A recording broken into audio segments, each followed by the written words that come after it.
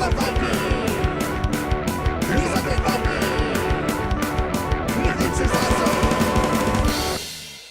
everyone, this is me, the Undead Viking, and I want to talk to you about a game called The Sickest Witch. Now, I don't have a game board or anything for you, but I can show you, like, basically, this is a Sickest Witch, okay? So, and you may or may not have seen a RPG review I did quite a while ago, actually. Now, it was called, like, Beneath the Inverted Church, I believe it was, and it was a Dungeons and Dragons module. That the designer of this game, a guy named Justin Sorois, I believe is his name. I do apologize if I'm mispronouncing that name. But it was a Dungeons and Dragons module that was really, really weird and out there. It's something that I really enjoyed as far as just like is where the mind of the person was going when they created it. And it was definitely a very unique adventure. So go check that out if you want. But I think he may do his own art. I don't know. But the art that is on these cards is like the art that was in that book that he published. But he has since, like, he's created a hack and slash card game, I guess is the best way to describe it, with some RPG elements. The idea of it is that each person, up to 6 players, and you can play the game solo as well, but up to 6 players, each of you is a witch, like, you know, just, and not a really good witch, if you will. It is, you are as a coven or as a group, you're kind of competing to waylay these travelers and adventurers and whatever, and trying to be the one that gets the killing blow and kills the creature. So you're all attacking it at the same time, but you're trying to make sure you're the last one to attack the one that actually finishes off. Because if you finish it off, that means you get to claim a part of their body, and then you use that part of the body to gain more spells and gain more power. And then the game continues until you've defeated all the enemies. There's like a stack of them. Once you defeated all the enemies, whoever has the most claimed body parts, you know, at the very end, will be declared the sickest witch, because obviously they have all these apparently body parts in jars and what have you, bags and I don't know what else, like hanging off of their body, and they're using them to cast these horrible spells on these hapless creatures and people that you're attacking. So the game does not take a long time to play. You know, it is, as I said, it's a very hack and slashy game. You're gonna, if you've played Dungeons and Dragons or anything like that, I mean, you're gonna be rolling a d20 a lot during this game. So you'll be pretty accustomed to like the mechanisms and like the usage of things like hit points and armor class and whatever. But it is very fun. You know. So let me show you how the game is played. Shouldn't take long at all, and then we'll come back here and I'll give you my final thoughts. Alright, so this is a 4-player game of Sickest Witch that I've set up, and I'm going to say this a couple times probably during this video, but one of the cool things about this game is its malleability as far as the type of game that you want to set up. Now, what I've set up here is a pretty standard game.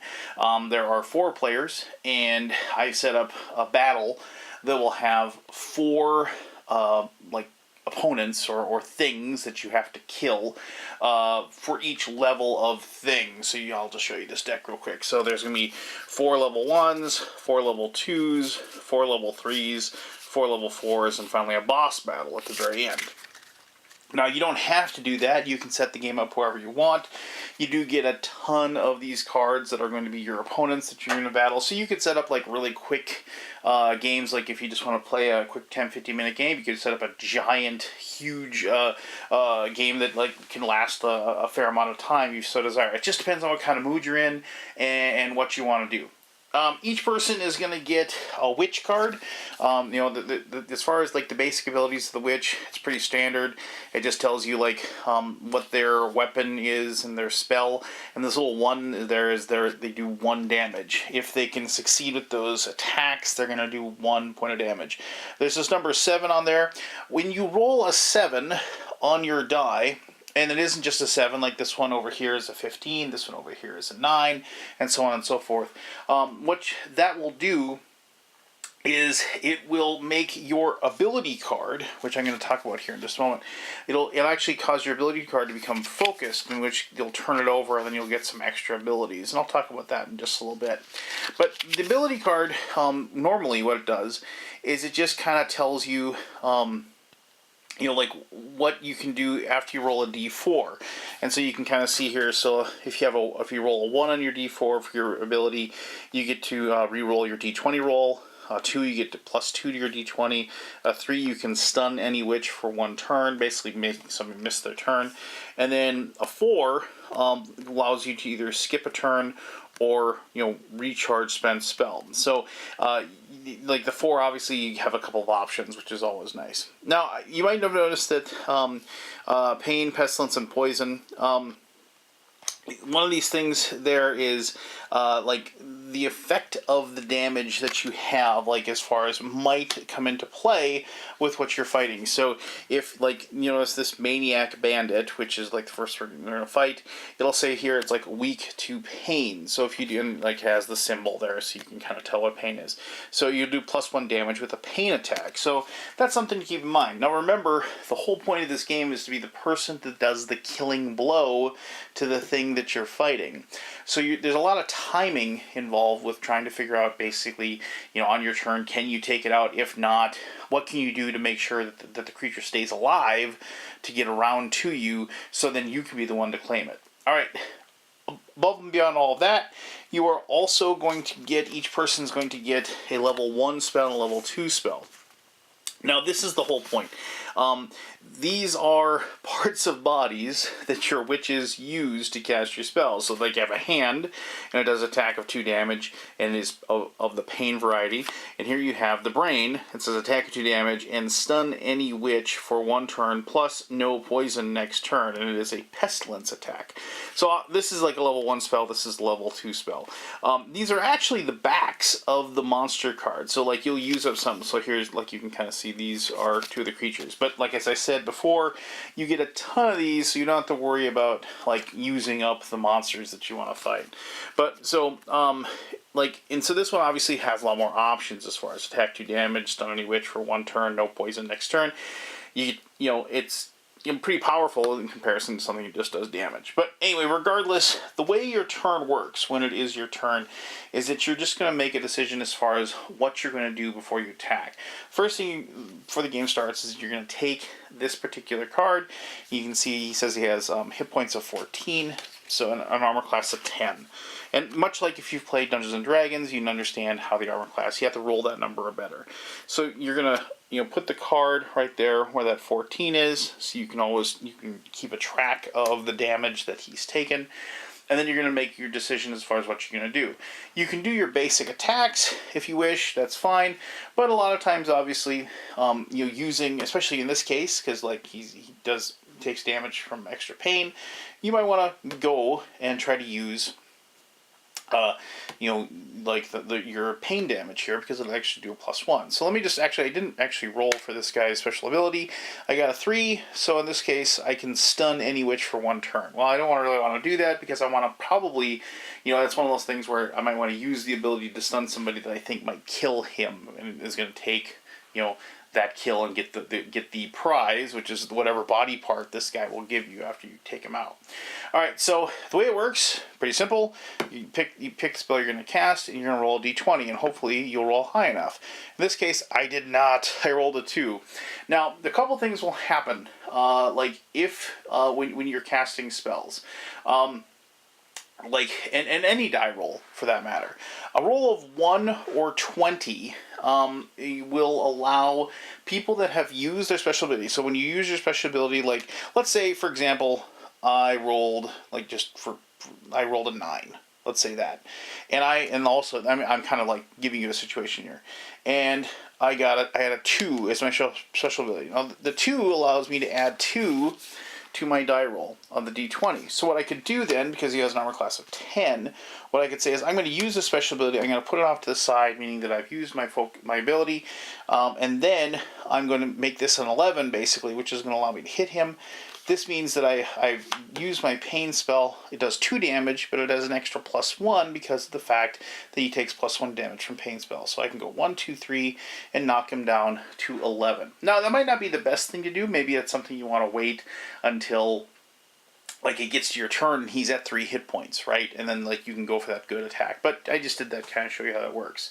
Now, the thing is that if this person goes and they roll, and I'm not going to roll a 20 offhand, but I mean, and they roll a 20, I got a 19, and you know what, I'm just going to say, if you roll a 20 or a 1, I should also mention, once you use the spell, it is, just kind of turn it to its side, meaning that it is, you've cast the spell. It will recharge after this battle is over. There's also different things that you can do that allow you to recharge the spells. Like you see this D4, recharge a spent spell. You can do that. So you do have the ability to get the spell back during the same battle that you're in. Alright, so if anybody rolls a 1 or a 20, if you've taken your die off of your ability, you're allowed to put it back on, and like you can re-roll it, and then you can put it back onto your card. If you haven't used your ability for whatever reason, and maybe you don't like it, like say this character didn't, they can re-roll and get the same number, but regardless, they're allowed to re-roll their D4 if they so desire on their turn. So something to keep in mind, and that kind of keeps you involved, seeing what other people roll as far as their 1 or their 20 or whatever. Now, the only other thing that you really have to watch for is this number. So if you roll a 7, in this case, it's 15, it's a 13, it's a 9. What happens with that, as I said, it does go ahead and give you this Focus Witch ability. And you can see there, these can be of any type of damage, and then it does 1d4 damage against a level 1 or 2 enemy, and then damage against a level 3 or 4 is 2d4. So you can see like if you have a focused witch ability, you can do a ton of damage. Once you use that ability, you do flip it back over to the other side because you lose that focus that you've had for that attack. The only other thing that I should mention is that once you get past the level 2 creatures, all of the witches will turn their cards over, and they will become like a level 2 witch because you've done all these battles, you can get enough experience. When this happens, you're actually going to roll a d20 twice. And notice how your damage went up, your base damage. Because you don't have to use these spells, remember. You could just use the base damages on the card. So, like, weapon skills, weapon staff is 2 damage, spell electricity is 2 damage. But what you'll do at the beginning, you'll roll the d20 twice. Once to determine what type of damage you're going to do that particular round. So in this case, I got a 6. So that is not, I gotta remember now, oh yeah, that is the pain damage. So you would do pain damage, to whatever it is you're attacking. In which case, if we were attacking him, that would help out because you get the bonus to damage. And then you roll the d20 again for your attack. Now, the cool thing here is because you're rolling the d20 twice, if you get this number on either of the rolls, it counts for both of those things. So you can actually get focused more often when you're rolling the 2, because you're rolling d20 twice. Now, when whoever kills this guy, you turn it over. In this case, it's an eye, and it is a pain damage attack, 2 damage, and no pestilence spell. The next turn, you'll go ahead and whoever gets that, say it was this guy over here, he's going to add it to his spells over there. And then everybody gets to, if they've used their spells after the battle's over, they put it back into play.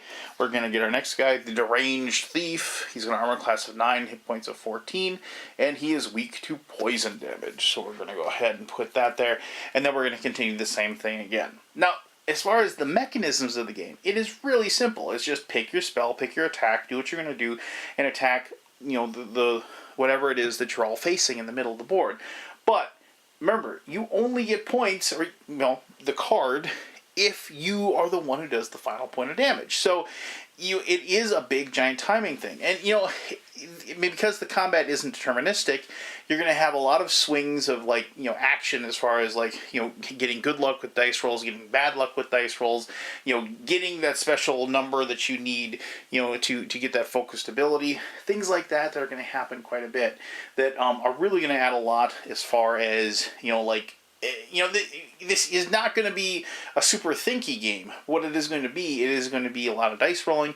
It's going to be a lot of laughs, and it's going to be a lot of just really competitive, table talk type game, if you will, which is something that I really enjoy when I don't feel like burning my brain after after I just got done playing a big long strategy or deep thinky game. This is the exact type of game that I want, that is just gonna kind of cool off my mind for a little bit, and I can just kind of enjoy my friends at the table instead of just sitting there in silence and staring at the board. But anyway, let me talk about that and a whole lot more in my final thoughts.